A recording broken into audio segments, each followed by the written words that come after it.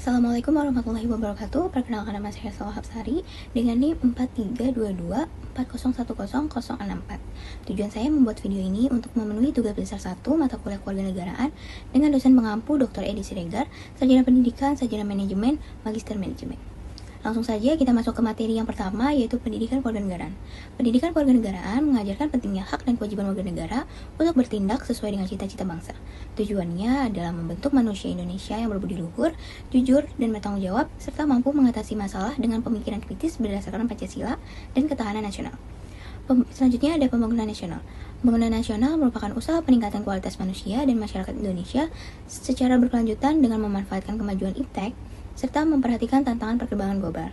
Tujuannya sebagai usaha untuk meningkatkan kesejahteraan seluruh bangsa Indonesia. Dan pelaksanaannya bukan hanya menjadi tanggung jawab pemerintah, tetapi juga merupakan tanggung jawab seluruh rakyat Indonesia. Selanjutnya tentang negara dan sistem pemerintahan.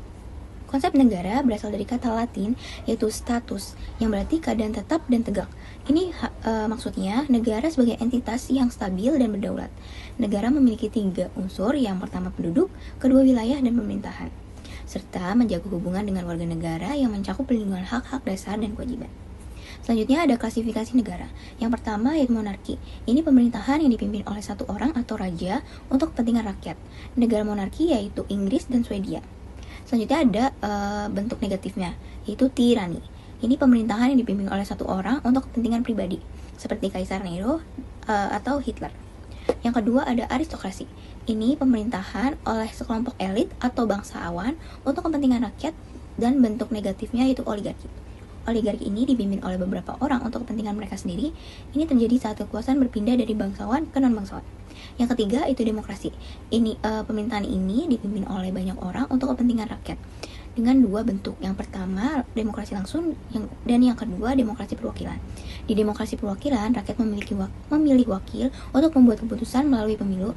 Dan demokrasi bentuk negatifnya yaitu pemerintahan oleh banyak orang untuk kepentingan penguasa saja, di mana negara berada dalam kekacauan dan perang tanpa kesepakatan damai.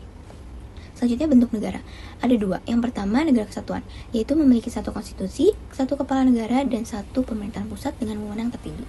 Dan yang kedua itu negara serikat, yaitu gabungan antara negara bagian yang memiliki kekuasaan asli, sementara pemerintah pusat menangani urusan luar negeri seperti pertahanan dan keuangan.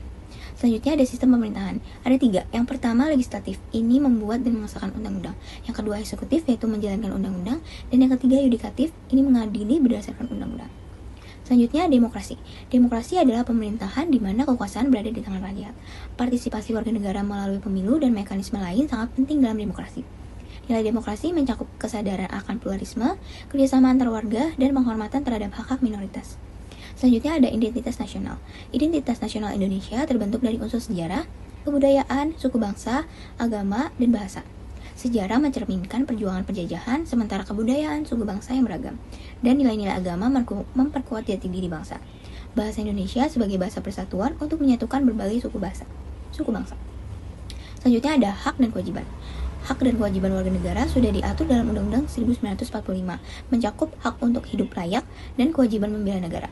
Warga negara juga diatur dalam asas kewarganegaraan seperti ius soli, yaitu hak berdasarkan tempat lahir, dan ius sanguinis, yaitu hak berdasarkan keturunan, serta prinsip kewarganegaraan tunggal dan keluargaan ganda terbatas. Sekian dari saya. Wassalamualaikum warahmatullahi wabarakatuh.